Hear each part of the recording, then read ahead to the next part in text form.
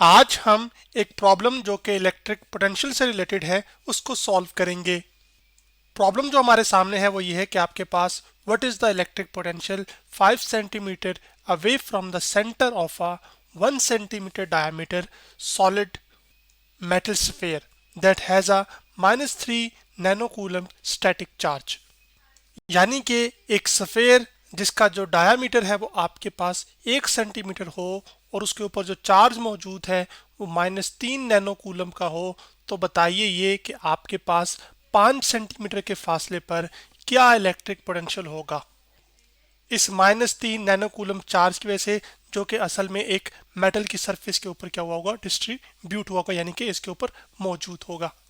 अभी जो प्रॉब्लम है ये हमारे पास असल में एक न्यूमेरिकल प्रॉब्लम है, और न्यूमेरिकल प्रॉब्लम की खास बात क्या होती है कि उसके अंदर हम न्यूमेरिकल वैल्यूज का इस्तेमाल करके जो क्वांटिटी है वो कैलकुलेट करते हैं, जैसे कि हमने यहाँ पर इलेक्ट्रिक पोटेंशियल को कैलकुलेट करना है। अभी इलेक्ट्रिक पोटेंशियल हम किससे कहते हैं, आपके पास वर्क डन पर यूनिट चार्ज को हम इलेक्ट्रिक पोटेंशियल कहते हैं। तो सबसे पहले हम क्या करते हैं कि आपके पास अपने प्रॉब्लम का जो गिवन डाटा है वो लिख लेते हैं। तो हमारे पास सबसे पहले हमें ये बताया गया है कि आपके पास जो चार्ज है वो -3 नैनोकूलम है, तो हम यहाँ पे लिख लेंगे माइनस चार्ज, और यहाँ पे क्यू जो है चार्ज को रिप्रेजेंट करने के लिए, और उसकी वैल्यू कितनी है -3, और आपके पास नैनोकूलम है तो उसके बाद यहाँ पे ये लिख लिया। नैनो के लिए प्रीफिक्स है एक, और ये हम यूज़ करते हैं 10⁻⁹ के लिए, तो -3 मल्टीप्लाई बाय आ जाएगा हमारे पास 10⁻⁹ और साथ चार्ज का यूनिट जो कि कूलम है। उसके बाद जो एक सफ़ेयर होता है यहाँ पर उसका डायमीटर भी हमें दिया गया है, और जो डायमीटर ऑफ सफ़ेयर है वो हमारे पास उसकी जो वैल्यू है उसको हम पहले रिप्रेजेंट कर रहे हैं सिंबल डी के साथ। उसकी जो वैल्यू हमें दी गई है वो 1 सेंटीमीटर है, जबकि एक सफ़ेयर का डायमीटर क्या होता है, आपके पास एक ऐसी लाइन जो कि सर्कल के एक पॉइंट से स्टार्ट हो बाउंड्री से, फिर वो लाइन उसके सेंटर से पास करके सर्कल के दूसरे एंड तक जाए, तो ये हमारे पास क्या कहलाता है, आपके पास एक सर्कल का डायमीटर। और जो डायमीटर होता है हमारे पास सर्कल का एक, वो 2 टाइम्स ऑफ रेडियस होता है, जबकि रेडियस क्या होता है, सर्कल के सेंटर से लेकर उसकी बाउंड्री तक का जो फासला है इसको हम रेडियस कहते हैं। तो दो रेडियस मिलकर हमारे पास एक डायमीटर बनाते हैं। अब ये जो डायमीटर है ये हमें सेंटीमीटर में दिया गया है, तो सेंटीमीटर से हम इसको कन्वर्ट करेंगे आपके पास मीटर के यूनिट में, क्योंकि आपके पास जो लेंथ का यूनिट होता है वो आपके पास ये डायमीटर का वो क्या होता है, वो मीटर होता है। तो 1 को हम 100 से क्या कर देंगे, डिवाइड, ताकि मीटर में जा सके। तो आपके पास ये आ गया, तो 1 को जब आप 100 पे डिवाइड करेंगे तो आंसर आएगा 0.01, और साथ आ जाएगा मीटर, जो कि यहाँ पे मैंने लिख दिया है। उसके बाद जो एक और चीज़ हमें दी गई है वो ये है कि आपके पास किस डिस्टेंस पर हमने इस इलेक्ट्रिक पोटेंशियल को कैलकुलेट करना है। तो वो जो डिस्टेंस है उसको हम रिप्रेजेंट यहाँ पर करेंगे सिंबल आर के साथ। तो मैं चलें यहाँ पे लिख भी देता हूँ कि जो डिस्टेंस है वो आर है हमारे पास, और आर हमारे पास उसकी वैल्यू कितनी है, वो आपके पास यहाँ पर 5 सेंटीमीटर है।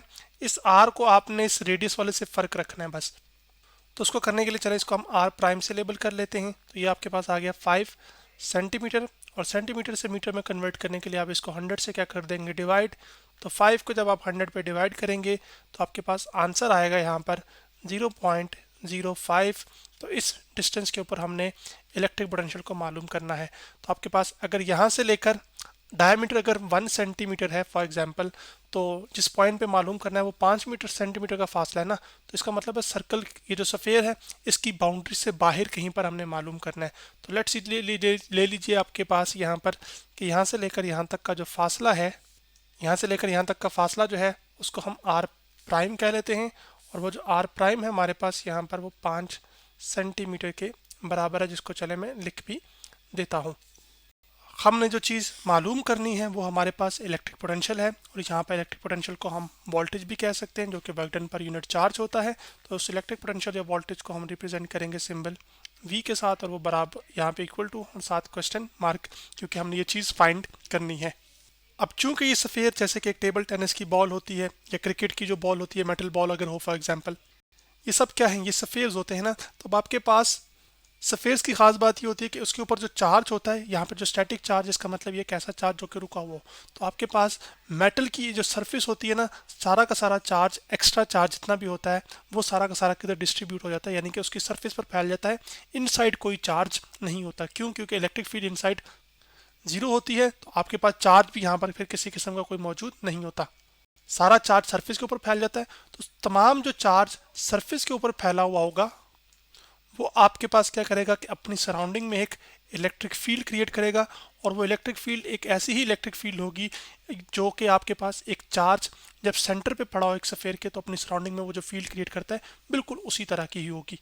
तो फिर इस आपके पास मेटल्स के ऊपर जो चार्ज डिस्ट्रीब्यूट है उसकी वजह से जो इलेक्ट्रिक पोटेंशियल क्रिएट होगा वो भी बिल्कुल वही होगा जो आपके पास एक चार्ज एक सफेयर के सेंटर पर मौजूद हो उसकी वजह से क्रिएट हो। तो वो जो इलेक्ट्रिक पोटेंशियल होता है हमारे पास, वो हम एक चार्ज के लिए कैलकुलेट कर सकते हैं किस एक्सप्रेशन से।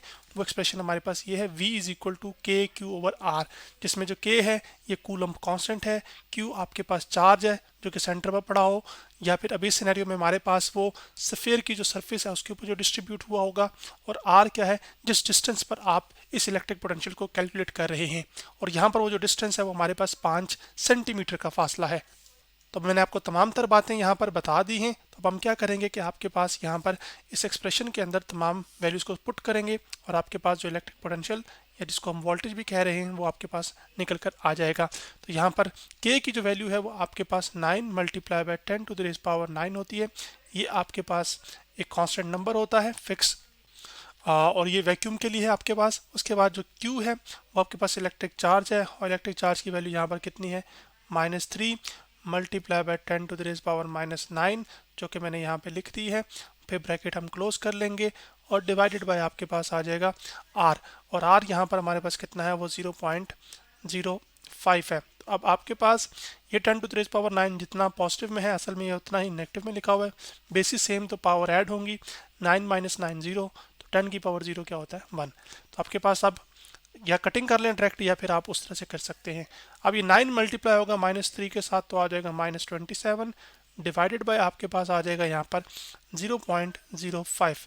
तो अब हम क्या करेंगे कि आपके पास कैलकुलेटर के ऊपर 0.05 से 27 को डिवाइड करेंगे, सॉरी 27 को 0.05 के ऊपर डिवाइड करेंगे तो आपके पास 27 हम लिखेंगे, सॉरी, तो 27 लिख लिया। फिर उसके बाद हमने डिवाइड करना है 0.05 के साथ, तो आंसर हमारे पास आ गया 540।